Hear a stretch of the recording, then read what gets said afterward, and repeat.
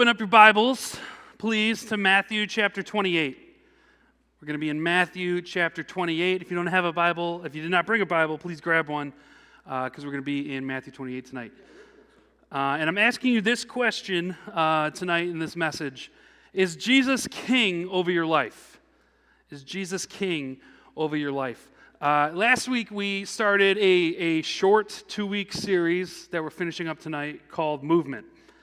Does anyone remember how we defined what a movement was last week? Who can raise their hand and tell me what we said a movement was? Ooh, nobody. Okay, that's all right. A movement, this is what a movement is. Write this down so you remember this. A movement is a group of people working together toward a common goal. A group of people working together toward a common goal. Last week we talked a little bit about how the church is a movement, and how as Christians we are a part of that movement, and we dived a little bit into the way the Bible tells us to continue the movement through service.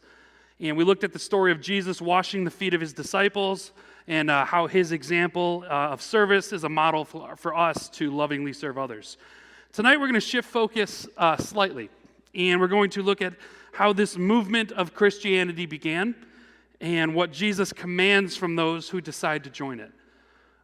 So when talking about this idea of service last week, we spent some time breaking down some of the reasons you might avoid serving others. And one of the main reasons we discussed was not wanting to do something inconvenient. So we looked at why the Bible asks us to do the things that we don't want to do that benefits others. How serving is, what serving really is caring enough to go out of our way for the benefit of someone else. Tonight, we are actually going to look at how the Bible doesn't just ask us to do things we don't want to do, but you're going to see that Jesus commands we do things that scare us. And that can be a little bit heavy, but it's important. And it's the movement and growth of Christianity is not possible without so many people throughout history who were fearless in the mission of spreading the gospel to others. So tonight we're going to look at how Jesus is telling all who follow him to go tell others about what it is that he's done. For many of us, the idea of telling others about Jesus is something that is really uncomfortable and scary. And I want you to know that you're not alone in feeling scared. In fact, the key to overcoming the fears of following this command that we're going to look at tonight, the key to overcoming those fears is to realize that you're never alone. Now, why is this so important? Why is this essential if you want to follow Jesus? Why does the gospel demand we serve others in this way when it seems so hard to do? Jesus calls us to serve because he first served us. In Mark's gospel in chapter 10, verse 45, Jesus says this, "Even the Son of Man did not come to be served, but to serve and to give his life as a ransom for many." I hope you can understand how far your sin separated you from God. Don't allow it to be lost on you what price had to be paid so that you could be made righteous. Jesus served and gave his life because of the heart of God, because the heart of God that he has for lost people, which is what tonight's theme verse is all about.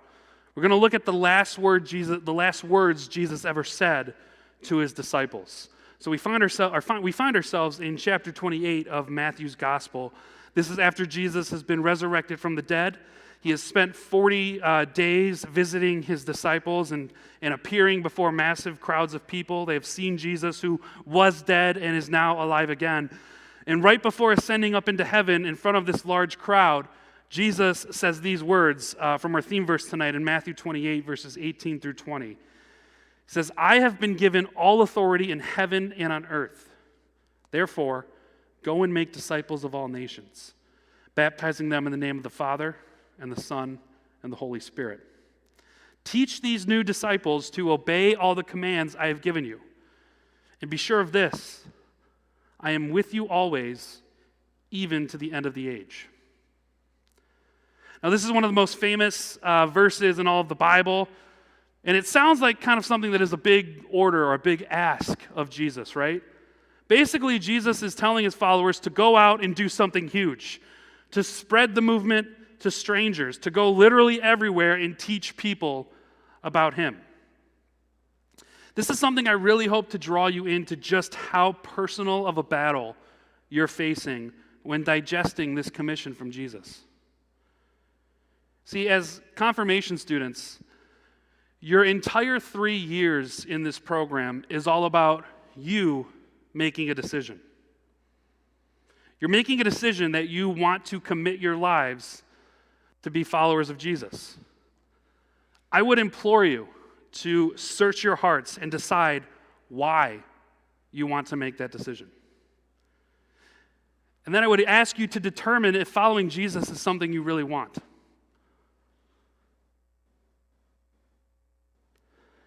To decide to follow Jesus means you are making him king over your life. You are submitting to his rule and reign and making him authority over your life as the one who created you and who has ultimate say over you. Which means that disregarding his commandments is not an option for you. On average, 2 out of 3 students who get confirmed never step inside of a church again. For many, it seems that when they are confirmed, it's not the beginning of their walk following Jesus, it's the end of it. If you're here tonight for any other reason than a genuine desire to follow Jesus, then Jesus isn't king over your life. If you're here to please your parents, or play some fun games, or see your friends, those are all cool things, but Jesus isn't ruling over your life. And I want to promise, if that's true for you, you will be one of those 2 out of 3 students who doesn't step inside a church again. Why do I bring this up? Because Jesus begins this commission with a very powerful statement. He says, I have been given authority in heaven and on earth. All authority in heaven and on earth. Therefore, because I have this authority, go and make disciples. See, this isn't a challenge or a commission or a request. Jesus commands that by following him, you are committing to telling others about what he has done in his death and his resurrection. Jesus is saying, it's your turn. I've come and I have served you. Now go and serve others. Because their eternal soul depends on them knowing his name. Jesus is calling us to go, to serve, to speak up, to share the good news, to love other people, to be a part of his movement to change the world. And don't think I don't know how intimidating that is. The reason it's intimidating is because it's so important. The enemy wants to scare you into never talking to others about Jesus. Because he knows if you're scared, you will never be effective for the kingdom of heaven. The challenge tonight is to do something that you're scared to do.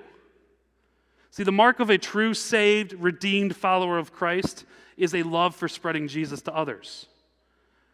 When I was your guys' age, my biggest fear in life was public speaking.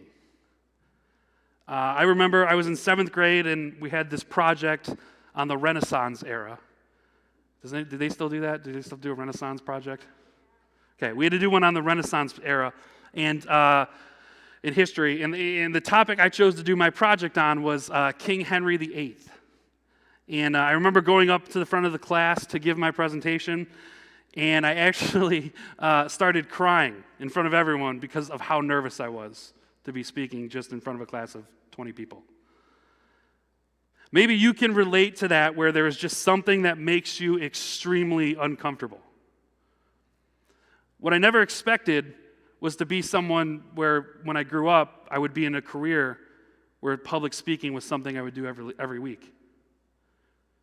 The reason I share this is to show you that your fears can be conquered. Look back at the last thing Jesus says in the Great Commission in Matthew 28, verse 20. Be sure of this, I am with you always, even until the end of the age. Jesus promised to be with the disciples always.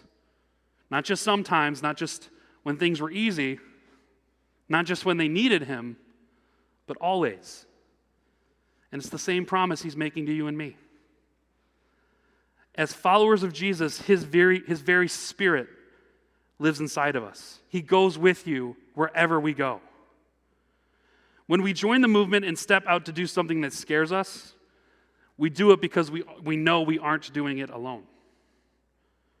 That's why Jesus can command us to do what scares us and talk to others about him, because he is with us.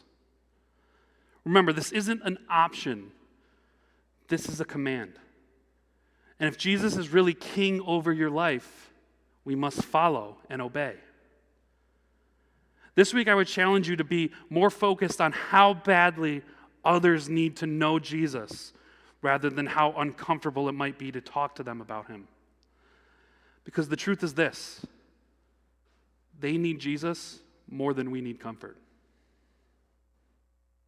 Now, maybe for you that looks like this. Maybe it's just signing up to go on a mission trip. Maybe it's loving the person in your family who is hard to love, like your brother or sister. Maybe it's donating your allowance to a cause that's important. Maybe it's choosing to say something when someone is being hurt or bullied at school. Maybe it's learning about an organization or a person already working to serve others and that you can get involved in. Maybe it's serving in a ministry here in our church every week. Remember, when you're doing these things, you're not doing them alone. God promised the disciples that he would be with them always, and he promises that same thing to you. It was his spirit that gave them such confidence. His very spirit lives inside of you. He'll never leave you, and he'll always help you. If he calls you to do something you're scared to do, he will go with you when you do it. As you head to your small groups, I want you to ask this question. When it comes to serving, what's one thing you're scared to do? You guys are dismissed to your small groups. Boys, just so you know,